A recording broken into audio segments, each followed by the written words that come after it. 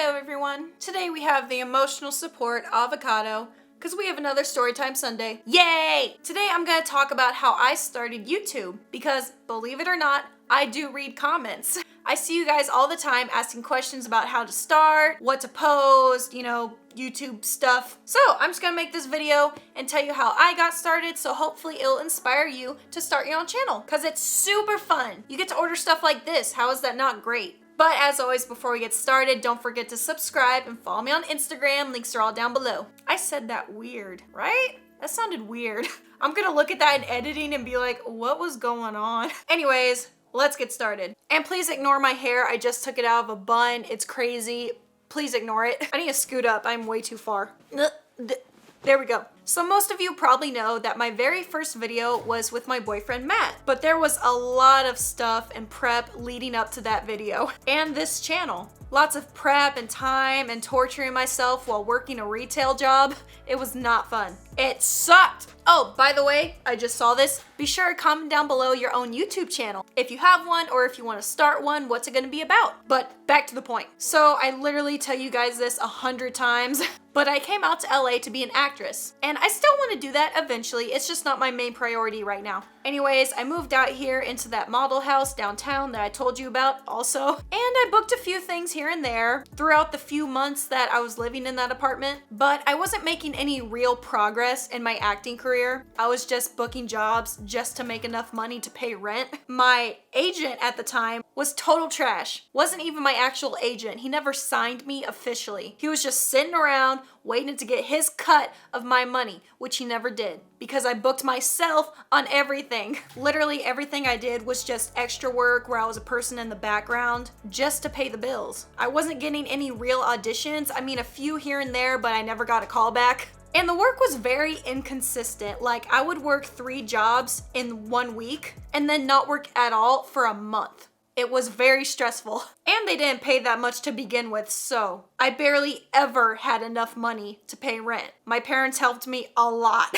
And when I was on set, they treated us like garbage. They always gave us pizza for lunch, and that sounds cool and fun, but when you get it every single time, you get sick of it, and it's unhealthy. I was trying to be healthy at the time, I still am, and the pizza did not help. And it was never the good pizza, it was the trash, like 7-Eleven pizza. And we usually had to sit around for a while waiting for them to use us, which could be hours. And they would have us sitting outside, never inside, and always in those super uncomfortable plastic chairs, if there were any. It was always either super cold or super hot, no fans or anything. There was one set, we were outside in the middle of a field and we were there all night. It was freezing and they took our heaters and gave it to the 3 main actors so they could have like 5 heaters all around them.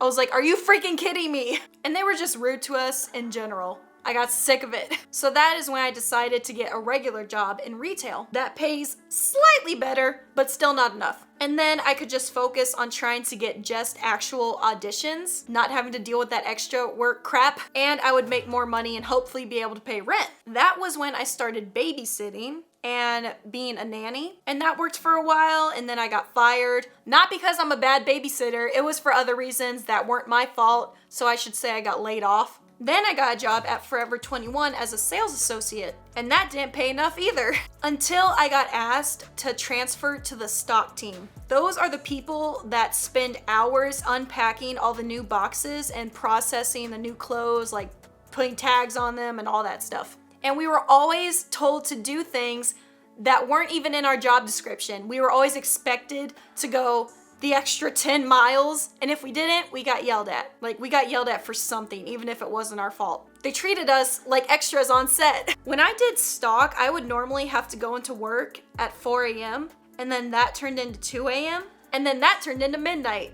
My sleep schedule was trash, like total trash. I was a shell of a human. I still am, but that's when it started. And I would always get pressured into working overtime. And then I started making enough money to pay rent for a while. But I literally could do nothing but work. Pretty much 60 hours a week. That is full-time hours on part-time pay. Pretty sure that's illegal. And abuse. And it was then that I finally realized, what the heck am I even doing with my life right now? I don't have any time for auditions because to make rent, I have to work constantly. There was no time for my acting. And I turned into a really bitter person. Like, I honestly started getting depressed and gaining a lot of weight because my sleep schedule was terrible and I was eating garbage. The whole thing just messed me up as a person. That was when I finally went home to my boyfriend after a 10-hour shift, walked in the door, looked at him and said, I can't do this anymore. I literally can't. I hate my life so much.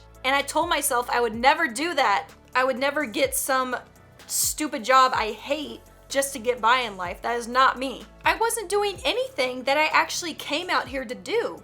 I was just working and paying bills. What kind of a life is that? It's not. And he looked at me and he saw it in my eyes. He was like, yeah, she's ready. And then he started helping me get my YouTube started because I was actually gonna be dedicated and work. I was like, I literally have to survive. I can't go on like this. So I started filming and editing. I put together about 10 videos before I posted the first one, and the rest is history. We're finally at 500K! And when I started my YouTube channel and posting regularly, I was still working my regular job until I saved up enough money to quit. So imagine posting 5 to 6 times a week and working about 8 to 10 hours a day, getting no sleep. Literally, my sleep schedule was just trash. It still affects me. I still have trouble sleeping like normal.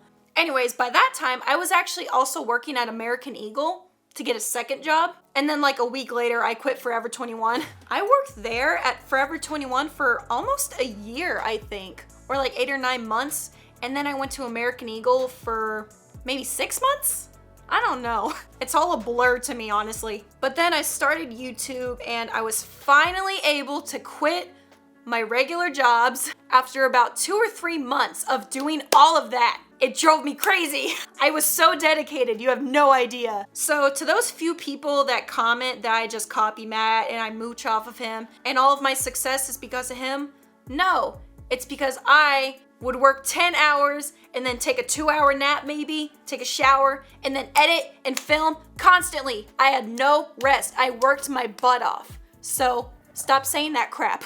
I'm at 500K in less than a year because of my hard work. Not just because of Matt. Yes, he definitely helped, but it's also because of my hard work. Just saying. That was literally the best feeling in the world when I finally quit my job. Funny quick story, the day I turned in my notice that I was quitting was the same day someone broke into the store while I was working. Literally, they broke in while we were in the back and then they ran out. I was like, what the heck just happened? Anyways, that's a story for another time. I need to write that down. The time the store got broken into while I was working and on a lunch break at 9 p.m.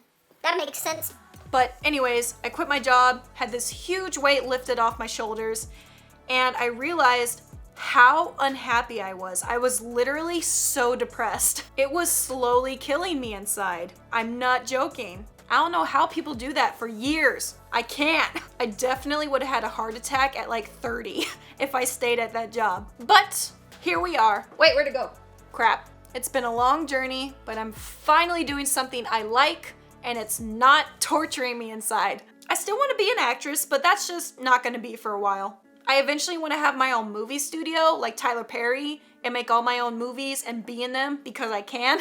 I'll be the star of all my own movies. But that's not going to be for a while and that's totally fine. I am finally happy and making money at the same time. That is what matters. As long as you are happy, that's all that matters. So if you are thinking about doing YouTube, do it. If you're like me and you know you're not meant to have a boss, you gotta do it. I have way too much of an attitude. But yeah, that is the story of how I started YouTube.